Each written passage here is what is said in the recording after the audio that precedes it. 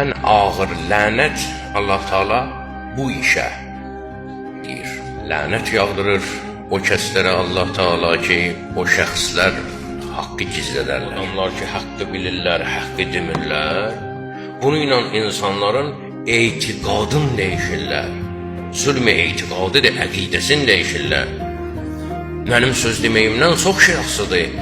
Mən bir şeyin haqqında düzü desəm, ola bilər mənim yaşayışıma təsir eləyər, mənim yaşayışıma mənfi təsir eləyər.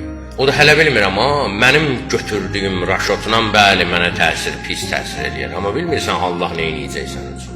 Bir adam səndən bir haqqı soruşur, iki cürdür. Ya heç də demirsən, ya da güya o birinə baxanda insaflısan, onun başını başqa maraqlı şeylərlə qatırsan.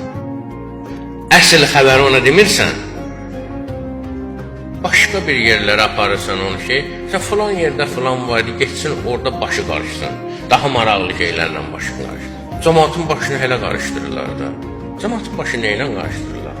Mahnı ilə, əyləncə ilə, biraz Quran partladılar, başınız qarışsın, biraz Quran partladılar, başın orada qarışsın. Görürlər ki, sənin daha çox nəyə həvəsin var, sevdiyin şeyləri biraz məsələn azaldırlar və yaxud filan yerdə sevdiyin şeyləri biraz çoxaltırlar ki, vurub qalxasan, oraya gedəsən. Bugün hər şey endirimlə tapdalayın bir-birinizi.